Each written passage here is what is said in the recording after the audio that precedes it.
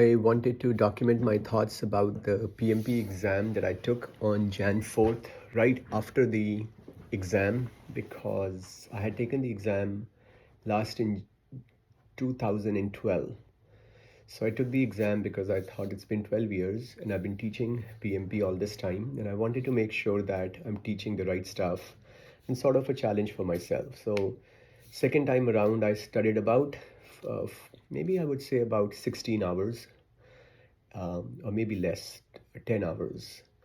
The drastic difference between the two exams, the one I took in 2012 and the one which I took in 2024, Jan 4th, was I think in 2012 it was PMBOK 4 or 5 that was prevalent, and now it was PMBOK 7.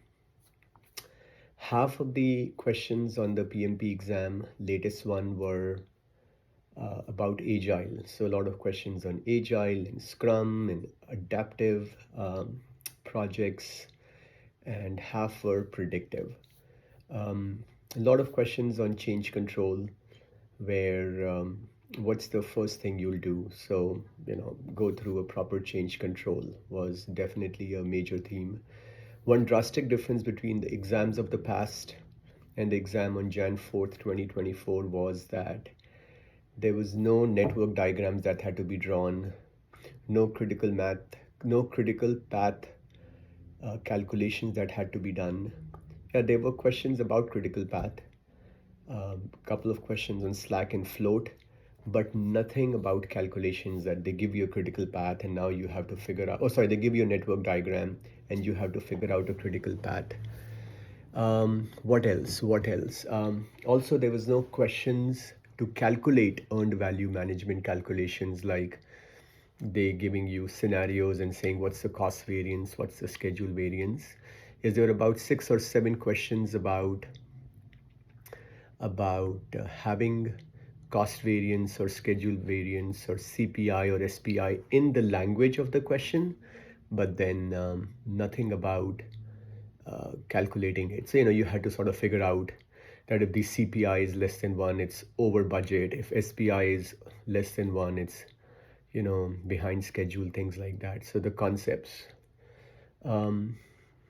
Other than that, it was a largely simple exam, and I definitely passed. And oh yeah, one thing I want to say, in PMBOK 7, there's a lot of new topics. In the latest PMBOK, right, the PMBOK 7, there were a lot of questions. There were a lot of topics about, for example, change models, right? The ADKAR model, the 8-step John Cotter process for leading change, the Virginia Sater change model, the transition model, the Cinefin framework.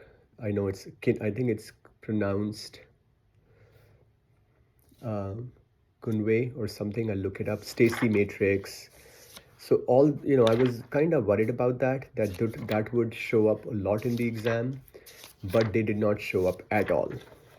Other than that, if you read PMBOK 6, you don't need to memorize the tools and techniques, as in you don't need to memorize that the following are the tools and techniques for this, and the following are the inputs for this process, and following are the outputs from this process. I mean, common sense prevails, but you don't have to memorize, questions like all of the following are inputs to collect requirements process except, or questions like which of the following tools and techniques is used in determine budget process. All those questions are gone.